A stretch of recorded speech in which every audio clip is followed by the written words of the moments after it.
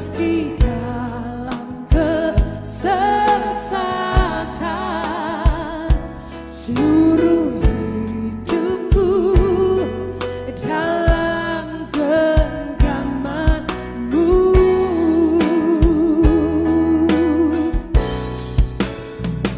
Aku punya Tuhan yang besar, yang telah berjanji dan sanggup menggenapi imanku. Bersepakat percaya kuasa-Nya, ku terima sekarang kemenangan dari-Mu.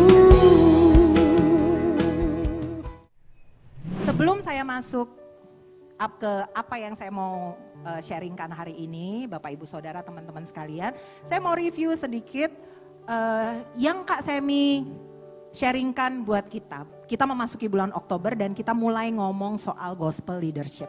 Dan minggu lalu Kak Semi mention ini, bahwa gospel leadership adalah bedanya dari leadership yang lain adalah tentunya kata yang pertama ya, gospel. Apa yang membedakan gospel dengan bukan gospel? Kalau kita ngomong gospel leadership itu berfokus kepada apa yang Yesus telah lakukan di kayu salib, mengubah kehidupan, sehingga mengubah kehidupan, terutama kehidupan seorang pemimpin. Kalau teman-teman lihat, saya bold, saya highlight kata-kata seorang pemimpin. Kenapa? Mungkin kalau sekarang saya tanya, ini nggak usah dijawab, nggak usah angkat tangan. Tapi kalau misalnya saya tanya sekarang, siapa dari Bapak Ibu Saudara, teman-teman sekalian yang, atau adik-adik gitu ya, bahkan di ruangan ini, yang merasa Anda pemimpin? Misalnya ya. Kalau saya tanyakan itu, saya yakin 175% loh, kok nanggung ya. Saya yakin 100%, pasti nggak semua angkat tangan. Karena mungkin ada Anda yang merasa gini, kayak aku pemimpin, iya enggak ya? Kayaknya iya, kayaknya enggak. Karena konsep yang ada di kepala kita tentang seorang pemimpin itu biasanya kita mikir kalau ada namanya pemimpin, biasanya ada yang dipimpin. Sehingga kita mungkin ngerasa, aku kayaknya hidupku enggak ada yang dipimpin deh. Jadi ini ceritanya mewakili kita semua ya Bapak Ibu Saudara. Apa saya pemimpin ya? Mungkin ada yang ngerasa, aku tuh umur juga baru belasan tahun, masih sekolah. Atau mungkin masih kuliah. Di sekolah, di kampus, organisasi juga enggak. Jadi aku bukan pemimpin. Atau mungkin ada Anda yang berkata, aku tuh di kantor, itu bawahan loh. Aku gak punya bawahan lagi di bawahku gitu. Aku tuh yang paling bawah gitu piramidnya ya. Yang lain tuh bos, aku tuh bukan bos. Jadi aku bukan pemimpin dong. Atau mungkin, saya yakin ada di antara, mungkin gak di sini. Tapi kalau di survei saya yakin pasti ada juga yang jawab, aku tuh ibu rumah tangga, aku gak kerja. Cuma di rumah aja, ngurus keluarga. Pakai cuma lagi ya, cuma ngurus keluarga. Aku tuh gak mimpin siapa-siapa loh gitu. Aku pemimpin bukan ya? Nah, berawal dari pemikiran ini, teman-teman, apa yang mau aku sharingkan hari ini ya, bahwa banyak dari kita berpikir bahwa kita bukan pemimpin kok. Karena aku gak punya orang yang dipimpin. Tapi kalau saudara pernah dengar nama John Maxwell. John Maxwell ini pendeta, tapi dia juga penulis buku, pengajar, buku-buku kepemimpinan yang beken banget. Saya rasa kepemimpinan Kristen banyak memakai buku-buku John Maxwell. Dia berkata, leadership is influence. Nothing more, nothing less. Kepemimpinan adalah memberi pengaruh. Gak kurang, gak lebih. Terus saudara mungkin berpikir, pengaruh ke siapa ya? Gak ada juga kayaknya. Nah, di sini seringkali kita lupa teman-teman. Saya juga nih ya. Jadi waktu saya sharing ini nih, ini pedang bermata dua ya. Ngomong ke kita semua termasuk saya pribadi. Kadang-kadang saya juga lupa bahwa ada sebuah pribadi yang setiap hari pasti kita pengaruhi. Iya enggak? Pribadi ini, orang yang sepanjang hidup kita akan menghabiskan waktu paling banyak sama kita. Mungkin Anda berpikir, oh enggak dong, pasti pasangan, suami, istri, anak, orang tua. No, percayalah, orang ini yang akan paling banyak menghabiskan waktu sama saudara. Orang ini juga yang akan sangat terpengaruh dengan keputusan yang saudara ambil. Orang ini adalah saya. Ini kenyataannya, saudara. Jadi apapun titel kita, apapun posisi kita, apapun jabatan, punya jabatan, gak punya jabatan, setiap hari pasti kita memimpin diri kita, ya enggak? Buktinya ya.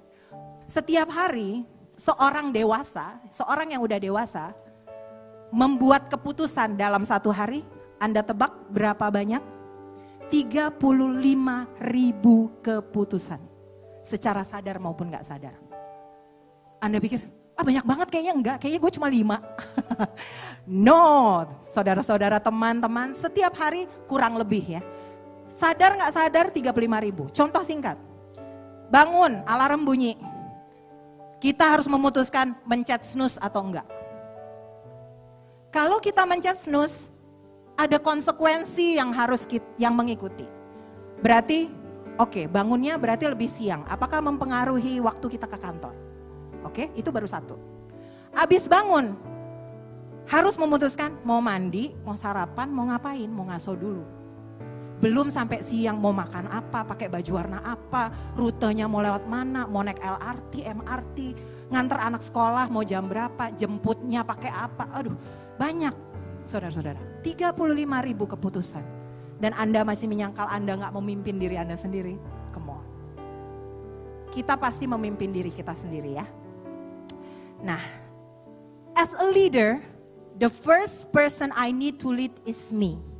The first person that I should try to change is me. Kurang lebih kalau diartikan dalam bahasa Indonesia, sebagai seorang pemimpin, orang pertama yang harus saya pimpin adalah saya sendiri. Dan orang pertama yang harus saya coba ubah adalah diri saya sendiri. Sekarang saya nanya kembali ya, menjadi perenungan pribadi.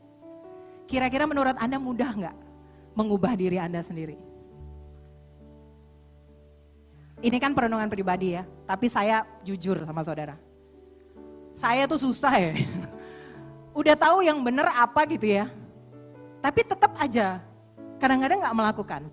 Kalaupun pertanyaan ini ditanyakan kepada para ahli kepemimpinan, semua mereka akan menjawab orang yang paling susah untuk dirubah adalah kita. Itu kenyataannya. Diri kitalah yang paling susah dirubah. Ya. Jadi intinya manusia itu akan terus gagal. Kenapa? Karena ini. Saya rasa saudara juga kita semua udah tahu. Hari ini kita diingatkan aja ya. Kita refresh. Kenapa sih selalu gagal? Roma 3 ayat 23 berkata, karena semua orang telah berbuat dosa dan telah kehilangan kemuliaan Allah. Kita tuh hidup dalam daging yang berdosa. Dan daging ini, daging lemah roh penurut. Saudara udah tahu ya? Jadi daging ini susah sekali nurut sama kemauan roh.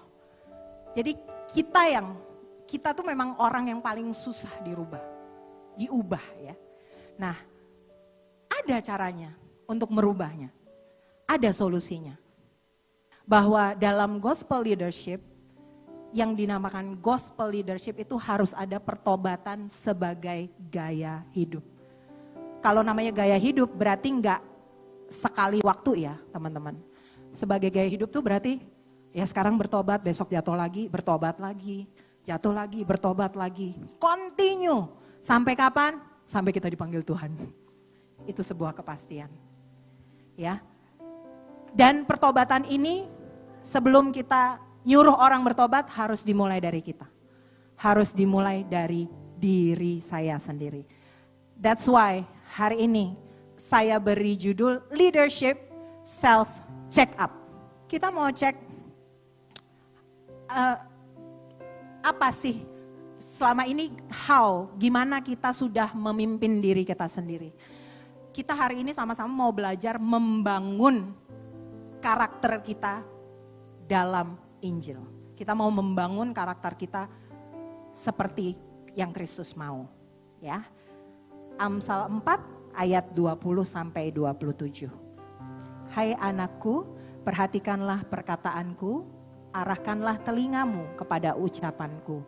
Janganlah semuanya itu menjauh dari matamu, simpanlah itu di lubuk hatimu. Karena itulah yang menjadi kehidupan bagi mereka yang mendapatkannya dan kesembuhan bagi seluruh tubuh mereka.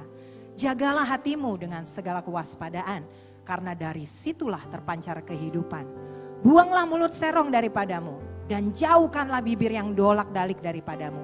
Biarlah matamu memandang terus ke depan dan tatapan matamu tetap ke muka. Tempuhlah jalan yang rata dan hendaklah tetap segala jalanmu. Janganlah menyimpan ke kanan atau ke kiri, jauhkanlah kakimu dari kejahatan. Demikianlah firman Tuhan, saudara. Nah, kita mau telaah satu-satu. Sebetulnya kalau buat saya juga ya membaca Amsal 4 ayat 20 sampai 27 ini sebetulnya bahasanya adalah lugas banget. Bahasanya bukan bahasa Mazmur yang sulit dimengerti gitu.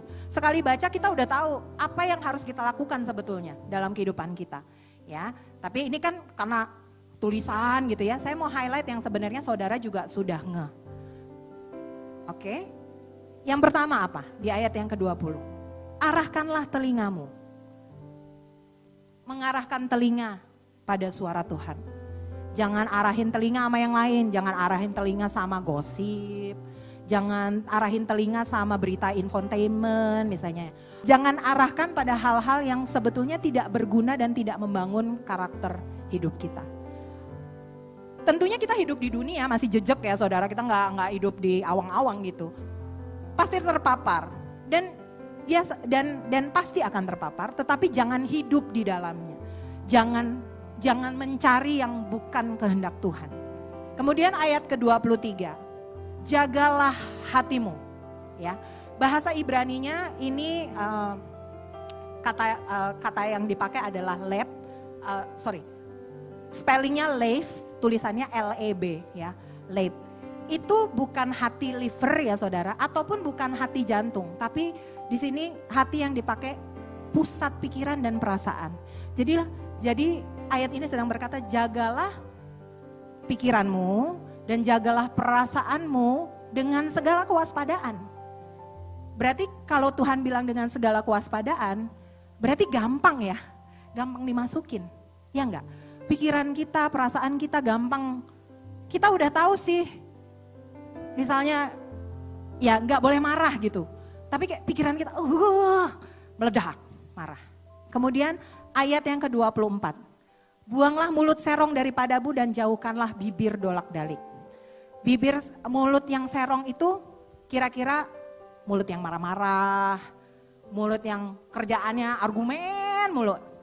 Ada orang kan yang kerjaannya bukan argumen untuk mencari solusi, tapi emang seneng berantem aja gitu. Mungkin saudara pernah kenal di kerjaan, di kantor, atau keluarga mungkin. Atau saya. Ya, cek diri sendiri, karena hari ini kita self check up ya.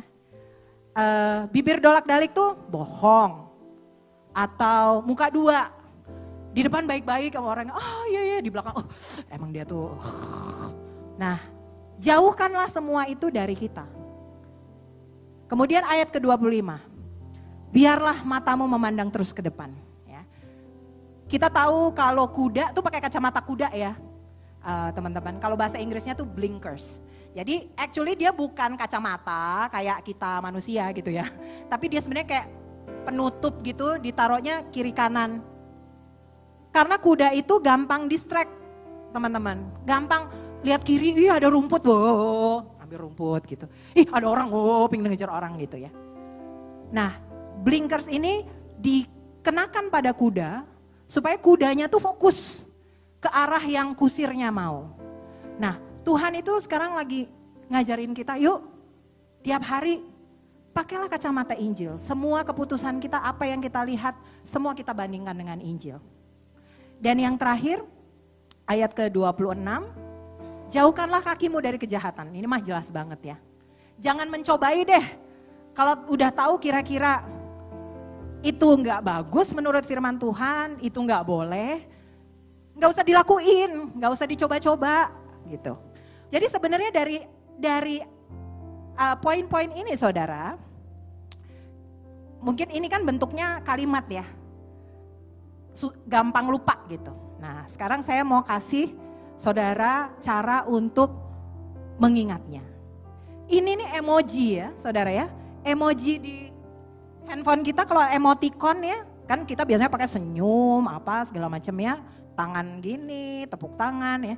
Ini ada saudara emojinya ya. Dan ini bukan, mungkin saudara pikir, lucu, maunya tutup kuping, maunya tutup mata, maunya tutup mulut. Ini sebenarnya saudara kenapa ada emoji ini? Di Jepang ada filsafat yang namanya Three Wise Monkeys. Ini apa kalau kita terjemahkan? Paling kiri, see no evil, hear no evil, speak no evil. Jadi jangan dengar yang jahat, jangan lihat yang jahat, jangan perkatakan hal-hal yang jahat. Ada juga variasinya nggak cuma 3 monyetnya, ada 4. Kalau yang paling kanan ya, kalau saudara lihat do no evil. Tapi ternyata ini prinsipnya. Kalau kita berusaha jadi baik hanya dengan kekuatan kita sendiri, percaya deh, gak bisa. Ya, bedanya kita punya Tuhan Yesus. Kita punya karya penebusan di kayu salib. Itu yang membedakan kita dengan orang di luar sana ya, dengan orang yang gak kenal Tuhan. Nah, kalau kita sudah tahu caranya dan kita sudah melakukannya dalam kehidupan sehari-hari ya, kira-kira gampang gak? Mulus gak perjalanannya? Mungkin saudara bilang, udah kok, udah baik, aduh tapi jatuh lagi, diuji, ada masalah lagi gitu ya. Tenang saudara, karena memang itu yang harus terjadi ya. Di Roma 5 ayat 3-5 berkata, dan bukan hanya itu saja, kita malah bermegah juga dalam kesengsaraan kita. Karena kita tahu bahwa kesengsaraan itu menimbulkan ketekunan. Dan ketekunan menimbulkan tahan uji. Dan tahan uji menimbulkan pengharapan. Dan pengharapan tidak mengecewakan karena kasih Allah telah dicurahkan di dalam hati kita oleh Roh Kudus yang telah dikaruniakan kepada kita. Jadi memang saudara, kalau kita terus mengembangkan diri kita, berusaha untuk jadi seperti Kristus, hanya akan teruji, hanya akan istilahnya ya lolos gitu ya. Ya memang berbuah kalau kita sudah lewat pencobaan. Ya, makanya saya di tengah itu kasih api ya, emoticon. Jadi kalau hari ini saudara lagi dalam masalah, lagi dalam pencobaan, mungkin kita refleksi ke dalam, kalau Kak Fani bahasanya, mungkin Tuhan lagi mau beres-beres nih gitu. Kalau bahasa saya, mungkin Tuhan memang sedang uji mau naik kelas. Jadi jangan ngedumel, jangan menjauhinya, tapi cari Tuhan. Kayak tadi, pandang Tuhan, dengar Tuhan, terus langkahkan kaki kita pada Tuhan. Ya. Dan di NIV, kalau di bahasa Indonesianya digunakan kata tahan uji. Tapi kalau saudara cek di bahasa Inggrisnya, tahan uji itu karakter. Jadi ketekunan menimbulkan karakter dan karakter menimbulkan pengharapan. So percaya hari ini any problems yang kita lalui bersama Tuhan pasti akan membuahkan karakter yang baik di dalam kehidupan kita. Karakter yang baik itu apa? Menjadi seperti Kristus. Buahnya mungkin bukan berkat materi, bukan hal-hal yang dunia pikir, ya kalau reward tuh harus gitu. Enggak. Reward bagi anak Tuhan adalah menjadi seperti Kristus. Sesederhana itu. Jadi hari ini saya mau tinggalkan saudara dan saya sendiri, saya mau menutup sharing hari ini dengan kesimpulan akan gospel leadership yang berkaitan dengan bukan hanya memimpin orang, tetapi nomor 1 kita memimpin diri kita sendiri. Ya, gospel leadership adalah dari paling kiri ya teman-teman ya, Roh Kudus yang selalu menuntun kita supaya kita nggak melihat, nggak mendengar, nggak memperkatakan ataupun melakukan, ya walaupun nggak ada emotikonnya ya, nggak melakukan yang jahat. Ya, agar pada akhirnya saatnya datang kita menjadi tahan uji dalam percobaan. Setelah tahan uji, kita akan mengalami kemenangan di dalam Tuhan, yaitu diubahkan menjadi seperti Kristus. Haleluya.